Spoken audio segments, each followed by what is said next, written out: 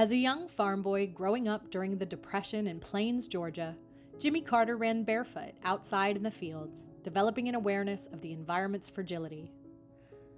President Carter's rural upbringing, hunting and fishing traditions, and deep appreciation for the great outdoors stayed with him through life, inspiring his work to preserve our planet as one of the first world leaders to address concerns about a changing climate.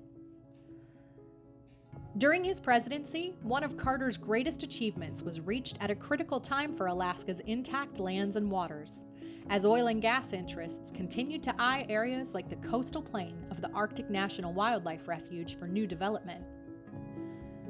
When Carter took office, Congress and conservationists from around the country had been fighting for nearly a decade to secure protection for the Arctic Refuge and more of Alaska's most important wild places.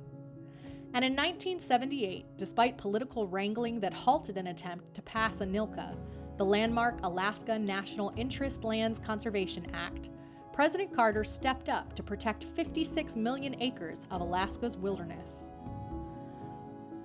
With the stroke of his pen, President Carter signed ANILCA into law, creating or expanding 13 national parks and preserves, 16 wildlife refuges, 26 wild and scenic rivers, and many wilderness areas.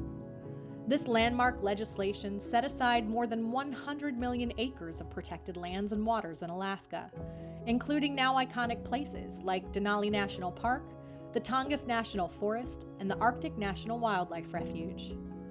In doing so, he prioritized protecting the hunting, fishing, and cultural traditions of Alaska's indigenous peoples, whose lives have depended on the resources of their homeland for thousands of years. After his presidency in 1990, President Carter and Rosalind Carter made a trip to the Arctic Refuge to camp and explore the very lands now protected thanks to Congress and President Carter's historic actions. During this well-timed visit, the porcupine caribou herd aggregated on the coastal plain. The Carters witnessed the astonishing procession of more than 100,000 caribou marching by them on the tundra. It was unthinkable to consider industrial activity in such a sensitive area. "Oil development can never happen here," Carter boldly said. It was this sentiment and the strong conservation gains by President Carter that helped lead to the creation of Alaska Wilderness League in 1993, an organization dedicated to the preservation of public lands throughout Alaska, and for which Carter serves as an honorary chair of its board of directors. There is no place in the world that is quite like Alaska, and we can thank Jimmy Carter for protecting America the Beautiful in its purest form. Good evening, everyone. It's such a great pleasure to help celebrate an incredible 30 years of vital preservation work done by the Alaska Wilderness League, and to honor the conservation legacy of President Jimmy Carter. President Carter was one of the first presidents to truly understand the importance of protecting our environment and the value in preserving our nation's remaining pristine public lands and waters. President Carter's legacy and foresight are most pronounced when it comes to wild Alaska. He fought to enact the Alaska National Interest Lands Conservation Act, and he used the Antiquities Act to protect these special, one-of-a-kind treasures for generations to come. The Alaska Wilderness League has carried on this mission. From old-growth forests in the Tongass to the coastal plain of the Arctic Refuge, the League has been instrumental in protecting these national treasures for current and future generations. But our work isn't done yet. We still have much more to do to permanently protect the refuge, protect the Tongass, and the wild salmon spawning grounds throughout the last frontier state. Again, thanks to President Carter, we still have these places and their natural wonders to protect. But now it is up to us to continue the fight to defend them. I look forward with working and collaborating with all of you in this effort. But again, let's take a moment and remember that these 30 years are so important, and to thank all of you associated with the League. Thank you. Hello, everyone. It's an honor to join you to celebrate the momentous conservation achievements of the inspirational, the intrepid, the innovative President Jimmy Carter, this country's greatest conservation president. Early in my congressional career, I had the privilege of working with President Carter to pass the Alaska National Interest Lands Conservation Act, protecting millions of acres of Alaskan wilderness. It came out of the committee I served on, the Interior Committee. And ever since, I have continued fighting to defend those same areas and protect the rights of those who have called Alaska home since time immemorial. Now, more than ever, we need to honor President Carter's legacy by standing up against ecological devastation and rising up to protect places like the Arctic National Wildlife Refuge. Thank you all for everything that you are doing.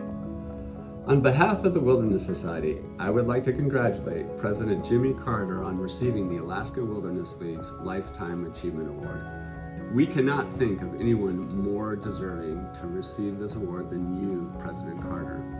Your bold leadership in passing the Alaska National Interest Lands Act serves as a defining moment in American history and really in world history for protecting nature at scale and doing it in a way that honors the subsistence rights of Alaska natives and rural residents.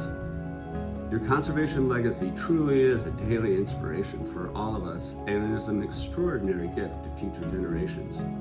Our commitment to you is to carry forward your vision, not only in defending Anilka, but more broadly in protecting the natural world so vital to the health of our communities, wildlife, and climate.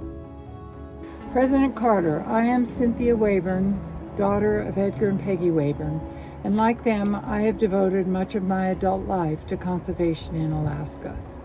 5 words come to mind when I think of your legacy, particularly in Alaska. Visionary, courageous, tenacious, humble, and bold. You had the vision to see future threats to our public lands in Alaska, and to see the opportunities to ensure a healthy future for people and the natural world in the future. You had the courage and the tenacity to shepherd the Alaska National Interest Conservation Act through Congress, and you were simultaneously humble and bold in signing that act into law. These words were written for my father, but they seem particularly appropriate for you. How great the heart, large enough to house the majesty of ages, wise enough to secure its seed. Thank you for your wisdom. Hi, Mr. Carter. Jody Potts Joseph here, Hongwichin from Eagle Village, Alaska. Congratulations on your award from Alaska Wilderness League. I just want to extend my appreciation for all your dedication and efforts for your conservation work in Alaska throughout the years. Protecting our lands for public use, but also for indigenous subsistence, has been really important, especially to my family and I and our community. So Masi Cho, I made you a gift. Our family are hunters and gatherers, and so the gift that I made really incorporates things directly from Alaska lands. So I just, there's my sled dog team barking. They're also wishing you well and offering congratulations as well. So the gift I made is a fan. It incorporates materials from things my family harvested for food that we also use the materials for decoration. So we have smoked moose skin, and in the center of the blue flower, the Alaska state flower, the forget-me-not, is caribou antler from caribou my family harvested. And the feathers are from a grouse that we harvested this fall. And so, I just wanted to make a gift from the land for you to show our sincere appreciation for everything that you have done in all of your life, but especially for Alaska. Masicho. Hi everyone, I'm Brian Moore. I wanted to take a few minutes to thank both Kristen and the Alaska Wilderness League, and of course the Campion Foundation, for all their work over all the years to help protect Alaska. And in this case, particularly ANILCA, right? The law that we were all worried about for so long and we still work on every day.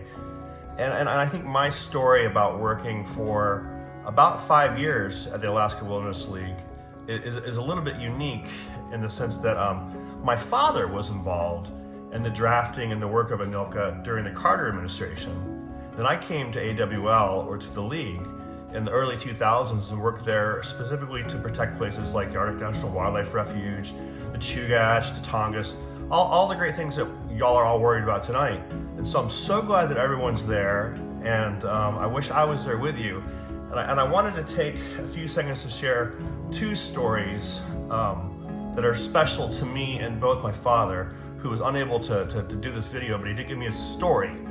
And the story is that during the drafting of ANILCA, on the floor of the Oval Office, President Carter, Senator Stevens, a staff person from Senator Stevens, and my father, the four people were in the room, they laid out a great big map of Alaska on the floor. And I think you can see pictures of this sometimes. And what was so funny about it to me is that President Carter corrected a couple of times Senator Stevens, the senator from Alaska, about the geography. Like, this river is here, not here, type of corrections to the senator from Alaska. And as we know, ultimately that ANILCA passed, and that's what we've all worked on for so long to help protect. I think my second favorite story is from me. In 2005, I was duck hunting with President Carter, and my phone rang, and it was Pete Rafel, who some of you may know, at the time, saying, "Brian, they're gonna do something on the floor next week. We need to get a statement out." And so I went back into the duck blind and I informed President Carter of this, and he said, "Well, let's go write an op-ed." And so we went back into the place where we were staying, and we got Pete Rafel on the phone, and between Pete Rafel and me, President Carter dictated to us an op-ed and a letter to Congress that he wanted to write, and this was about December of 2005, which was a pivotal point for the Arctic National Wildlife Refuge in particular. And so those are the kind of fun stories that I have of President Carter, his work, and I couldn't be more proud of the League and the people that are doing the work now. It's all just really very exciting, and I'm glad to be involved, or at least to have been involved at some point in time in my life. So thanks a lot, and I hope everybody's doing great. Have a great night. As president, Jimmy Carter carried on the tradition of Alaska lands conservation set forth by Mardy Murie, known as the grandmother of the conservation movement and a pioneer who helped usher in the creation of the Arctic National Wildlife Refuge. He built on her foundation of activism through conservation policies that we seek to carry forward today and into the future. Carter clearly saw the value of safeguarding Alaska's beautiful and wildlife-rich public lands for future generations, and we are so grateful that he did.